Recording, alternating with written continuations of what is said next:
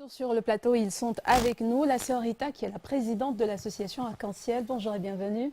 Merci, bonjour. Vous êtes comme chez vous, c'est l'entre-deux. On est, bon, entre trois, mais c'est l'entre-deux, entre deux heures. Vous êtes avec Guy, vous êtes avec le Monsieur psychologue, Massala. voilà, Monsieur Massala, qui est donc le chargé du suivi psychologique des enfants. Bonjour et bienvenue. Bonjour Madame Blanche. Alors, vous êtes là pour nous parler des 20 ans de l'association Arc-en-Ciel. Ils se sont célébrés, donc c'était lundi. La cérémonie a été couverte par nos reporters. On va suivre ce petit reportage et on va revenir derrière pour plus de commentaires. À tout de suite.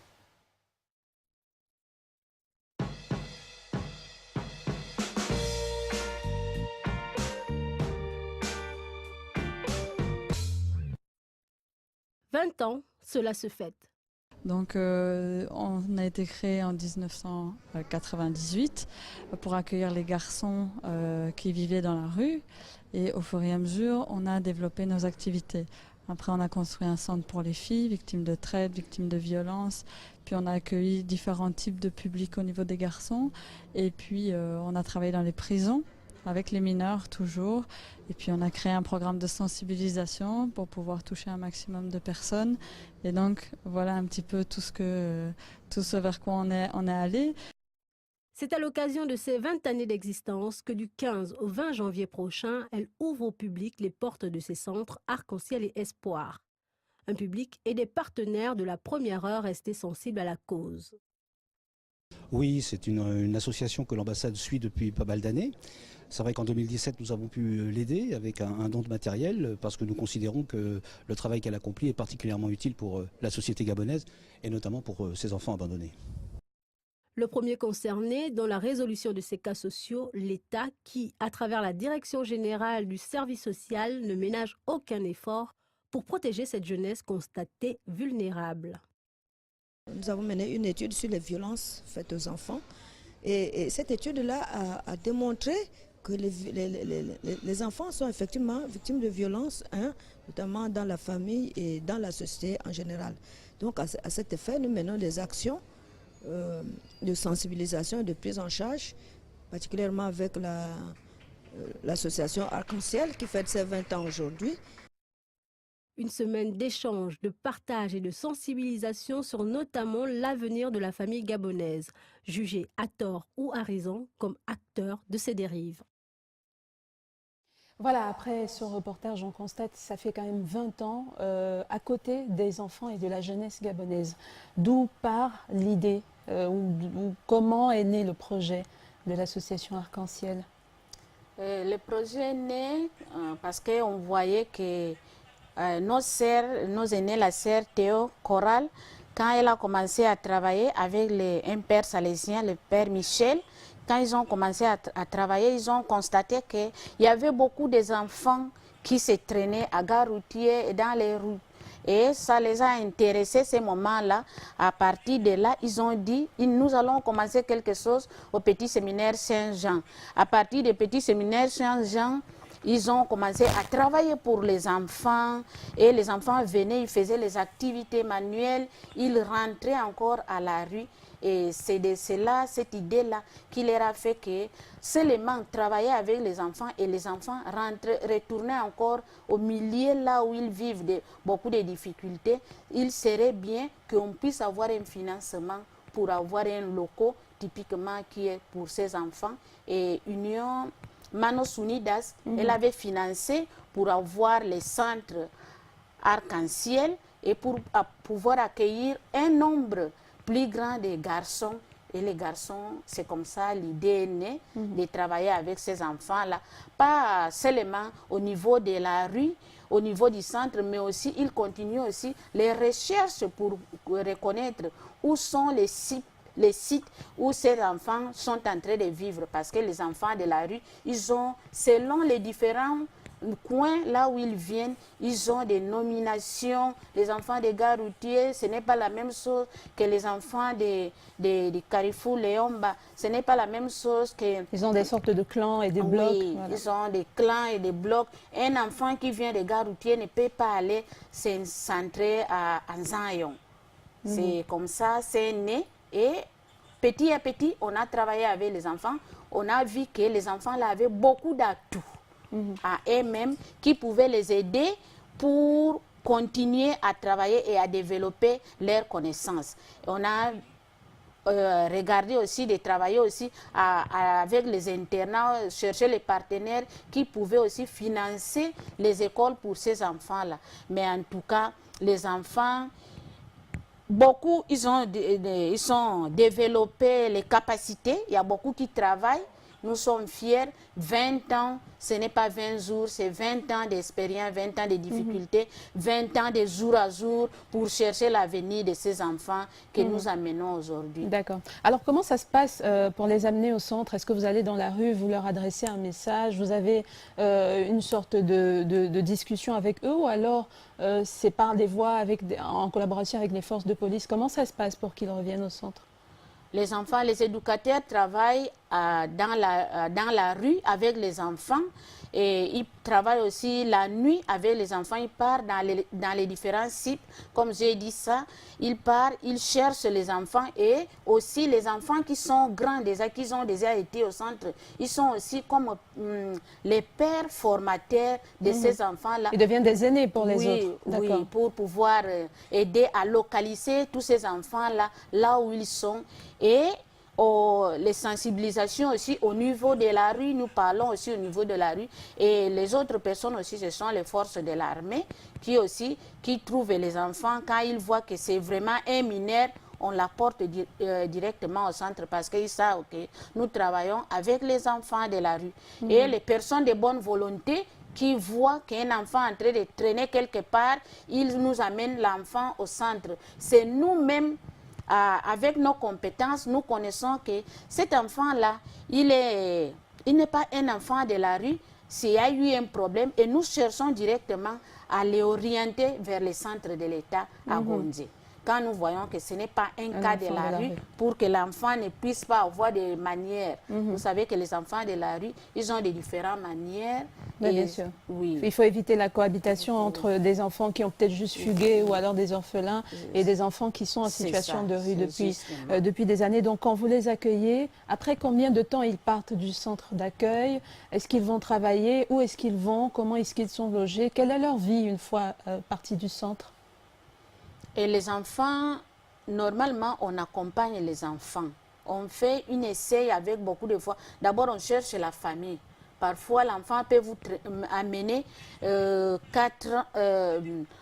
mois, disons, 2 mois, 3 mois, 5 mois. Ils ne parviennent pas à vous montrer où sont les parents. Parfois, il peut vous dire, dans un premier moment, tous mes parents sont morts. Papa et maman sont morts. Et au fur et à mesure que l'enfant reste au centre, il a confiance aux éducateurs, aux services sociaux, aux services psychologiques, aux infirmiers, à la cuisinière, aux serres. L'enfant commence à voir que non, j'ai un autre traitement avec les serres, avec tous les personnels qui travaillent avec moi ici. Je dois quand même dire la vérité. L'enfant vous dit un jour, oh, aujourd'hui, je peux vous amener en famille pour aller montrer où sont mes parents. Et l'enfant dit, mais je ne vais pas arriver à la maison, je vous montrerai la maison à distance. On dit, ok, on part, on prend les taxis, on amène l'enfant, l'enfant reste à distance. Il vous dit, la maison qui est là-bas au fond, c'est la maison de mes parents. Et justement, quand on fait les enquêtes sociales, on trouve que c'est la famille. Effectivement, c'est la famille. Alors, Monsieur Massala, je me tourne vers vous. On parle justement de ces enfants qui ont quand même des familles. Comment est-ce qu'ils en viennent à se retrouver en situation de rue, au point d'être appelés enfants de la rue, et d'être plutôt recueillis par un centre et plus en famille? Bon, déjà, il faut comprendre déjà une chose, c'est que ces enfants ne naissent pas enfants de la rue. Ces enfants naissent bien évidemment dans des familles, et au sein de ces familles, ces enfants vivent des violences qui poussent à ces enfants de se retrouver dans la rue. Lorsqu'ils se retrouvent dans la rue, ils s'identifient au plus grand, qui est souvent étiqueté comme responsable de la bande. Et à l'intérieur de cette bande, ils vivent des sévices. En tout cas, il y a tout... C'est une sorte d'étape. Ils ont tout un processus avant d'arriver au haut de l'échelle. Il y a toute une chaîne de sévices à suivre et à subir avant d'être même accepté dans la bande. Alors, lorsque le centre arc-en-ciel, avant d'abord de rentrer en contact de ces enfants, avec ces enfants, il y a un travail en amont qui est fait. Et ce travail est appelé travail de rue, qui consiste à aller dans la rue, prendre ces enfants ou contacter une personne. Le plus souvent, ce sont les dames qui vendent des sandwichs au bord à côté des boîtes de nuit. Ce sont des enfants qui traînent là pour pratiquer leur activité phare qu'ils appellent le vol à la tire. C'est-à-dire lorsque les gens sortent des fois des boîtes un peu fatigués, ils peuvent vous piquer le téléphone, des pickpockets. Voilà. Alors, lorsque ces enfants sont recueillis, il y a d'abord une mise en confiance. Parce que vous n'allez pas voir un enfant automatiquement dire à l'enfant, demander à un enfant de vous suivre. Non, non, non, il y a une mise en confiance. Vous pouvez communiquer avec l'enfant dans la rue pendant une semaine, voire un mois. Et à un moment donné, après, l'enfant, lorsqu'il se sent en confiance, en sécurité, il vous suit. Arrivé au centre, il y a tout un travail pluridisciplinaire qui est mis en place. Vous avez les agents sociaux qui sont là, les éducateurs spécialisés et le psychologue que je suis.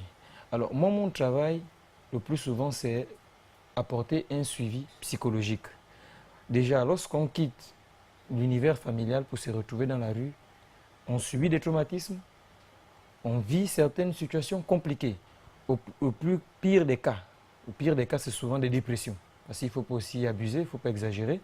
C'est souvent des dépressions et des dépressions mineures. Voilà.